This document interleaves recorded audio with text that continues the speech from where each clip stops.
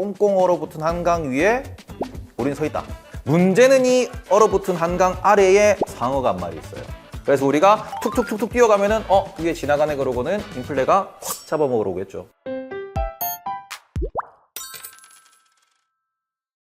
제가 최근에 강연 같은 걸 가다 보면요, 질문 받잖아요. 질문 받거나 할 때 국장에 대한 질문이 들어오질 않아요. 그러니까 이미 논외예요, 논외. 지금 국내 주식의 매력이 많이 떨어졌고 미국 주식이 너무 잘 되고 있는 거는 이제 맞지만 우리가 그렇게 문법적으로 접근하면 또 안 되잖아요. 그래서 좀 아쉬움도 되게 많습니다. 우리나라 주식이 너무 좋은데, 잘 됐으면 좋겠는데, 다 내가 다니는 회사, 내 친구들이 다니는 회사이고 해서 우리가 사는 세상이기 때문에 잘 됐으면 좋겠거든요. 국장은 인기가 없고 미국장만 쏠림 현상 계속될까요? 그게 참 어려운 문제인데요. 가격이 오르는 이유는 사람들이 그걸 사고 싶어 해야 돼요. 명품 가격이 오르는 이유는 저게 너무 갖고 싶은 거잖아요. 왜냐면 저게 내가 저걸 사면 내 거니까. 이 내 거니까라는 그 소유의 개념이 너무 중요한 것 같아요. 예를 들어서 우리나라에서는 왜 이렇게 부동산을 좋아할까요? 내가 부동산 아파트를 하나 사요? 그럼 그 아파트에는 아무도 못 들어오게 내가 할 수 있어요. 내 거거든. 근데 우리나라 주식은 그러냐? 그러면 그렇지 않다라는 것이 너무나도 안타까운 현실인 거죠. 사람들이 내가 주식을 샀을 때 이건 내 거야. 이건 확실히 내 거야. 라고 생각하지 않아요. 그것이 우리나라 주식시장에서는 주가가 오르지 않고 부동산만 오르는 그 근본적인 이유라고 생각하고, 두 번째로는 우리나라는 부동산이 더 이상 빠지면 안 됩니다. 왜? 지난번에 레고랜드 사태 있었을 때, 둔촌주공 사태 있었을 때 우리나라 정부의 혈세가 들어갔어요. 어쨌든 간에 정부가 그 돈을 썼단 말이야. 그리고 우리나라 개인들이 가계부채 이렇게 많은데 부동산이 여기서 하락한다? 그러면 안 돼요. 그러면 모두가 다 알고 있는 거야. 정부는 부동산 가격이 빠지면 지켜줄 거야 라는 생각이 있다 보니까 우리가 생각했을 때 주식은 사도 내게 아닌 것 같고, 부동산은 사면 정부가 다 지켜주니 그냥 부동산을 가야 되겠다라는 생각인 거고요. 우리가 그냥 간단히 생각해보면 이렇습니다. 앞으로 어떻게 될 것이냐는 우리가 결정하는 거예요. 우리나라 정부가 정하는 거고 우리 개인 투자자들이 정하는 거예요. 그런데 지금 현재 상황에서는 여전히 우리나라 주식은 별로 갖고 싶지 않은 자산인 거예요. 내 귀중한 돈을 넣고 싶지 않은 자산인 거죠. 이게 나중에 변할 수 있어요.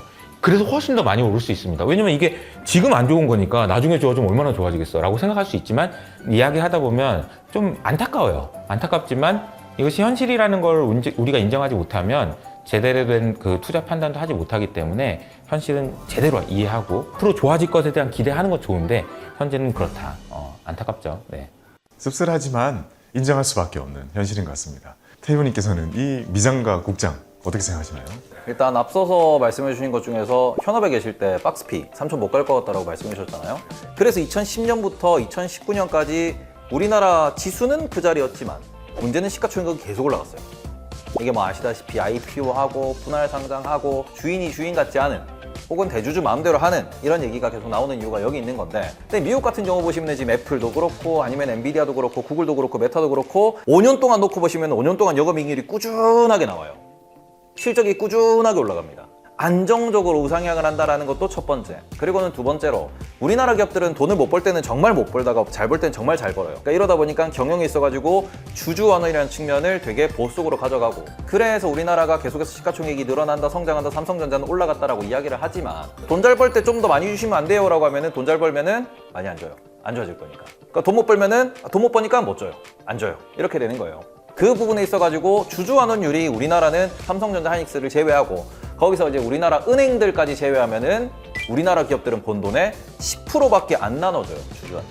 미국 같은 경우에는 본 돈의 70%, 80%를 주주들한테 나눠줘요. 그러니까 우리나라는 돈을 벌어도 주주한테 안 주는구나, 단타 낮춰야지 라고 이야기가 나오는 거고, 얘는 돈은 많아. 돈은 많은데 나한테 주는 게 없어. 얘는 돈도 잘 벌고 성장도 잘하는데 나한테 많이 줘. 딱 뭐가 좋은지가 눈에 보이잖아요. 그러니까 물려도 미국 가서 물리면 돼. 우리나라에서 물리면 답이 안 나올 수 있는데 미국은 물리면 2, 3년 있으면 올라가. 그러니까 비싸든 말든 사. 그러니까 매력적이라는 겁니다. 명품이라는 거예요. 주식계에서 명품이에요. 그런 상황에서 우리나라는 도떼기 시장이거든요. 우리나라에서 1등하는 기업 몇 개씩 있어요. 삼성전자, 하이닉스, 아니면 뭐 조선업이라든지 이런 애들 1등하는 기업들이 있고요. 주주환원 정책에서 1등하는 기업들, 미국이랑 견줄만한 기업들 몇몇 개 있어요. 그거 제외하면은 우리나라에서 굳이 투자를 해야 되냐라는 생각을 하는 거죠. 우리나라에도 1등이 있고 미국에도 1등이 있고 중국에도 1등이 있으니까 1등 타자 투자하는 거는 당연한 거다. 굳이 10등, 20등에 투자해가지고 내 미래를, 내 계좌를 불확실하게 만들지 말자. 그 1등이 뭔가요? 1등이라고 하면 지금은 엔비디아가 되겠죠. 엔비디아가 1등이라는 이유는 지난 2년 동안 10배가 올랐어요. 근데 실적도 10배가 늘었어요. 그 상황에서 그 다음 넥스트는 무엇이 될 거냐. 엔비디아도 좋겠고 AI도 좋겠는데 AI 다음은 뭐야? 라고 얘기하면은 시대가 어떻게 변하는데 거기서 1등이 뭐예요? 라고 찾으셔야 되는 거고, 구글이 될 수도 있는 거고, 애플이 될 수도 있는 거고, 삼성이 될 수도 있겠죠. 메타가 될 수도 있는 거겠고. 그건 우리가 앞으로 공부를 해야 되는 부분이고, 거기에서 어떤 게 정말 우리 실생활에 도움이 되느냐. 그 다음은 로봇이 될 거고, 그러면서 자율주행도 나올 거고, 그러다가 이제 화성 가야죠. 화성 갈 거니까. 변화 속에서 1등을 계속 찾아야 되는 노력, 그게 투자의 키라고 이렇게 말씀을 해주셨습니다. 이게 듣고 보면 좀 그런 게 있는 것 같아요. 서로의 신뢰가 계속 깨지다 보니까 이제 우리는 못 믿겠다 단타를 하게 되고, 단타를 많이 하게 되는 주주들을 위해서 주주 하나를 더 할 필요가 없어지게 되고, 우리는 더 단타를 하게 되고, 이게 계속 반복이 되어 왔던 것 같아요. 참 이것만 보고 있다가 미국을 보니까 이게 사실 너무 다른 세상인 거예요. 우리가 바랐던 게 다 있는 거예요. 나에게 좋은 의사결정을 계속 해야 될 텐데요. 지금 여기까지는 이런 모든 흐름들이 충분히 이해갑니다. 근데 다만 지금 딱 걱정이 되는 건요, 이제 막 다들 짐 싸서 미국으로 가고 있단 말이죠. 근데 미국이 요즘에 살짝 흠칫 하면서 이런 걸 보여주고요. 나 지금처럼 미국 계속 사도 되나요? 이 질문을 너무 많이 하신단 말이죠. 과거의 이제 금리 인하 사이클을 보면요, 거의 대부분 경기 침체가 왔어요. 금리 인하가 주가 하락의 시그널이다, 이 부분에 대해서를 몇 퍼센트 확률로 경기 침체가 왔어, 이렇게 하면은 방어 논리가 없습니다. 거의 대부분의 경우에 경기 침체가 오고 주가가 빠질 수 있다라는 얘기가 나와요. 통계는 그렇게 얘기를 해주고 네, 있거든요. 그러니까 뭐 한 70-80% 정도는 주가가 빠진다라고 보는 게 맞는 것 같아요. 근데 저는 약간 좀 다르게 봐요. 20세기 연준과 21세기 연준은 다르다. 요즘에 이제 연준에서 나오는 얘기 중에서 제일 인상적으로 여러분들이 꼭 기억하셔야 되는 용어는 나우캐스팅이라는 용어예요. 지금 당장 어떻게 되는지도 모르잖아. 그 지금 당장을 알고, 그래서 자꾸 파월이 다음 달에 알려줄게요 이러는 거예요. 앞에 맨날 이렇게만 보니까 앞에 있는 낭떠러지 못 보고 이렇게 가다가 떨어질 수도 있죠. 그런데 현재 상황에 대해서 잘 이해하고 있고 잘 대응하고 있다라고 저는 생각하고 기대를 하고 있습니다. 기대를 하면서 잘 될 거라고 전망도 하고 있어요. 그러나 그럼에도 불구하고 확률적으로 안 될 가능성도 많다. 위기는 와요. 무조건 옵니다. 당연히 무조건 오는 거예요. 그럼 어떻게 해야 되냐, 이런 생각을 가져야 돼요. 위기가 왔을 때 나의 자산은 반드시 떨어져요. 내가 등수로 따졌을 때, 자산 순위 등수로 따졌을 때 내가 3,000등이었어. 근데 이번 위기가 끝나고 나서 2,000등으로 올랐어. 이러면 되는 거거든요. 1등 제일 많이 빠져요.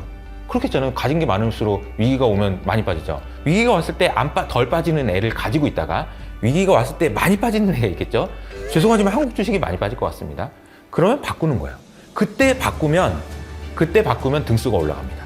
이렇게 생각해야지, 내가 가진 거 잃지 않을 거야 라고 생각하면은 투자를 할 수가 없어요. 위기는 반드시 오니까. 등수를 올린다는 표현 되게 와닿는 것 같습니다. 투자를 항해라고 표현을 했을 때 파도를 잘 이겨내서 가는 게 중요하지, 안 흔들리려고 생각하면 끝도 없는 것처럼, 우리가 투자라는 곳에 이제 들어왔다면 기준은 공통적으로 적용되는 기준은 받아들이되 그 안에서 잘 해야 된다는 그런 생각을 좀 할 수 있네요. 테이블님께서는 이 금리 인하 어떻게 생각하시나요? 저는 금리 인하를 요새 이렇게 표현해요. 꽁꽁 얼어붙은 한강 위에 우린 서 있다. 꽁꽁 얼어붙은 한강이 뭐냐 그러면 그게 경기거든요. 그리고는 우리가 지금 연준이 금리 인하를 한다라고 하면서 살금살금 금리 인하를 해나갈 거예요. 일단은 반대편 한강까지 도착하는 게 금리 인하가 끝나는 겁니다. 지금 5.5%고 금리가 뚜뚜뚜뚜뚜 떨어져가지고 결국에는 한 3%까지 가겠죠, 기준금리가. 그게 2년이 걸릴지 3년이 걸릴지 모르는 거예요. 대신에 우리가 한강을 천천히 건너가야 돼요. 그럼 누구는 얘기합니다. 금리 빨리 낮추면 되는 거 아니냐, 빨리 뛰어가면 되는 거 아니냐, 스케이트 타고 그냥 훅 가면 되는 거 아니냐라고 하는데, 문제는 이 얼어붙은 한강 아래에 상어가 한 마리 있어요. 인플레이션이라는 상어가 있습니다. 그래서 우리가 툭툭툭툭 뛰어가면은 위에 지나가네 그러고는 인플레가 확 잡아먹으러 오겠죠. 안 들켜야 되는 거군요. 그러니까 살금살금 가야 되는 거예요. 대신에 살금살금 가는데 갑자기 해가 쨍 떠서 요 경기가 박살나면은 빨리 건너가야 돼요. 그럼 해는 뭔가요, 여기서? 해는 시간이죠. 그리고는 해가 얼마나, 경기 침체가 얼마나 세게 뜨느냐에 따라 가지고 경기가 박살 나느냐 마느냐. 연준이 정말 눈치를 잘 보고 건너가야 되는 상황이고, 여기서 우리가 잘 보셔야 되는 건 뭐냐 그러면은, 우리가 돈이라고 하는 거의 흐름을 잘 읽으셔야 됩니다. 돈은 세 가지 주체가 돈을 쓸 수 있어요. B2G는 정부가 돈을 쓰는 겁니다. 그게 있고, 그 다음 B2B가 있죠. 기업이 돈을 쓰는 게 있고, B2C가 있습니다. 소비자가 돈을 쓰는 게 있어요. 지금 소비자들은 지갑을 닫고 있어요. 너무 힘들어요. 그러니까 이 상황에서는 B2G에서 돈이 나오겠구나. 그리고는 B2B가 어디를 투자하는가를 보고 우리가 좀 결정을 해야 되는 그런 상황인데, 경기는 이미 침체고 B2C는 죽어가고 있으니까, 커스터머들은 돈을 안 쓰고 있으니까 그 상황에서 금리 인하를 해야 돼라는 거는 이야기를 하고 있어요. 하지만 여전히 연준은 그 조스, 인플레이션이라는 게 좀 걱정이 되니까 천천히 금리 인하를 해나갈 거고, 그럼 그 상황에서 위기 강성 온다라고 하셨는데 경제 데이터는 계속 안 좋아질 거예요. 그러면서 B2G에서 돈을 많이 풀겠죠. 정부가 어딘가 인프라 투자를 하면서 돈을 풀면은 거기에 고용된 사람들이, 거기에 고용된 기업들이 뭔가 사람들한테 돈을 많이 풀게 될 거고, 그걸로 경기 부양을 하겠다라고 하는 겁니다. 시장이 앞으로 그렇게 쉽지는 않을 거다. 다만 앞서 말씀해 주셨다시피 시장이 쉽지 않은 거를 정부가 돈을 풀어서 연준이랑 합작을 해서 잘 해낼 것이다라는 믿음이 지금 시장에 깔려 있는 거죠. 참 여러 가지로 어려운 상황이라는 게 느껴집니다. 아마 이전에도 투자에 대해서 관심이 좀 있으셨던 분들은요, 금리가 올라가던 거를 이제 간접적으로 뉴스나 이런 걸 통해서 보셨을 겁니다. 이제 우리에게 주어지는 용어랑 B컷을 눈앞에 두고 있다라는 얘기도 많이 하고 있습니다. 이렇게 많이 낮춘다는 것이 우리 시장에 어떤 충격을 주고 과연 의미가 있는 행보일지 어떻게 좀 생각하시나요? 그러니까 금리를 인상하던 세상에서 금리를 인하하는 세상으로 이제 바뀌는 거잖아요. 미국이라는 나라가 그동안 금리가 높아가지고 죽을 것 같았던 애들, 이게 이제 변합니다. 왜냐면 금리가 낮았으니까. 이제 살 것 같은 거죠. 우리나라도 전 세계적으로 봤을 때는 그런 나라에 속할 거예요. 금리가 너무 높아서 힘들었을 때 그런 나라에 속할 거라는 측면에서는 좀 긍정적이라고 볼 수 있는 것 같고요. 두 번째로는 변하지 않는 게 있어요. 변하지 않는 거는 금리를 올리든 말든 이것과 관계없이 가는 사이클이 있어요. 에너지 전환과 AI는 그냥 안 시켜도 하는 거예요. 금리가 높아도 하고 낮아도 하고 계속 하는 거예요. 금리가 인하되면서 생길 수 있는 그런 변화는 죽을 것 같았는데 살아나는 애들, 이런 관점으로 보시면 되지 않을까 싶습니다. 금리가 높아서 힘든 거 하면 딱 떠오르는 게 부동산이거든요. 부동산도 이런 흐름에서 정말 많은 변화가 있게 되겠네요. 부동산 시장이 좀 활황이 올 거다라는 생각이 들었는지 건설주들이 최근에 이제 좀 올라가고 있는 모습을 보이고 있긴 한데요. 집을 갖고 싶어 그런 욕망은 금리가 오르든 빠지든 상관없이 그냥 계속되는 것 같아요. 결과적으로는 금리를 인하를 할 거고요.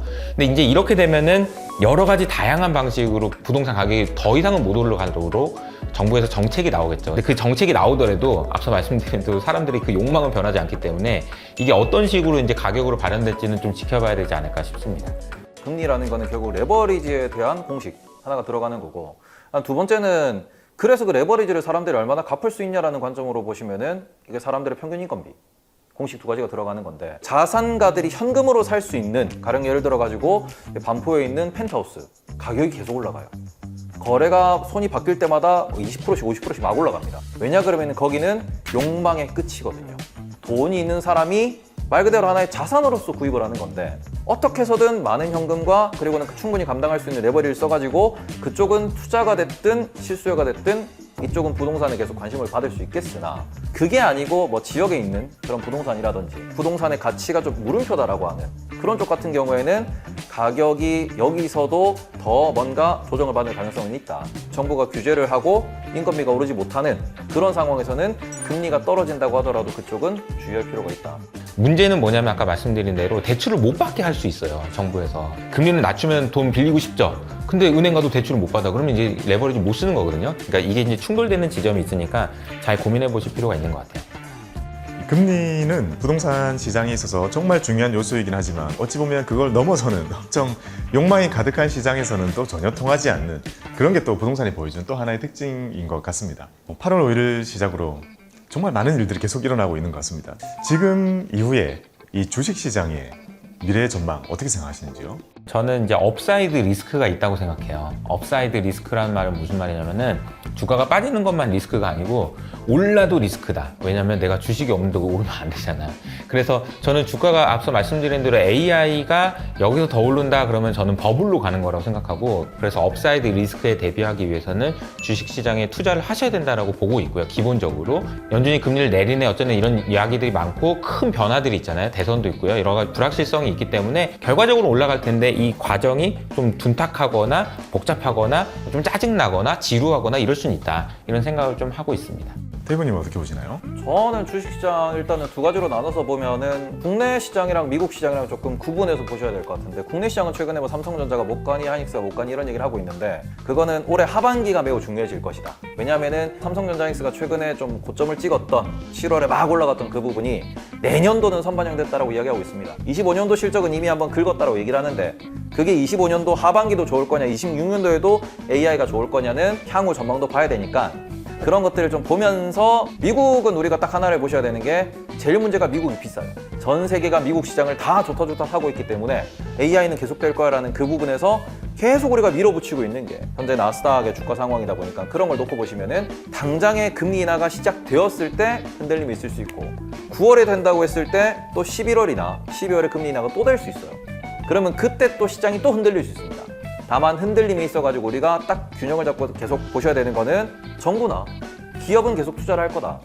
이게 경기 침체가 오든 어쨌든 간에 이거는 투자 안 하면은 뒤처지는 거니까 계속 투자를 할 수밖에 없고, 그 기업들은 실적이 좋을 거거든요. 그 기업들이 모여있는 곳이 결국 나스닥이다 보니 10% 이렇게 조정을 받을 때마다 그때마다 우리가 기회라고 생각하고 접근하는 게 현명한 투자지 않을까, 이렇게 생각하고 있습니다. 저도 그런 생각을 참 많이 해봅니다. 위기라는 게 주기적으로 계속 찾아오잖아요. 거의 한 3년에 한 번씩은 찾아오는 것 같아요. 우리가 투자를 포기할 만큼 정말 큰 이런 충격이 오는 것 같은데요. 투자를 안 하면 그 뒤에 오게 되는 우리의 미래는 더 어두울 거기 때문에, 결국에 우리가 익숙해지고 해나가야 된다는 과제가 주어지는 거기 때문에, 공부를 많이 하다 보면 이런 위기를 이겨내는 내성이 강해질 거라고 생각을 합니다. 저희가 나눈 위기에 대한 내용들이 여러분들이 이렇게 단단한 투자를 하시는 것에 좀 도움이 되지 않을까 생각을 해봤습니다. 자, 지금까지 이렇게 저희는 8월 5일 하락에 대한 얘기도 해보고, 그리고 정말 많은 게 변하는 지금 시점 이후의 미래에 대해서도 정말 많은 이야기를 나눠봤습니다. 여러분들도 다가오시는 미래에 대해서 나의 투자 잘 지키시고 안전한 투자 하시는 그런 성공 투자를 기원하겠습니다. 네, 다음 주에도 또 재미있는 주제, 다시 또 경제적인 관점에서 이야기를 할 수 있도록 주제를 준비해 보도록 하겠습니다. 오늘 영상 봐주셔서 감사드리고요. 저희 마지막으로 주식시장 화이팅, 에코스바 화이팅 이렇게 외치면서 끝내보도록 하겠습니다. 주식시장 화이팅! 에코스바 화이팅! 안녕히 계세요.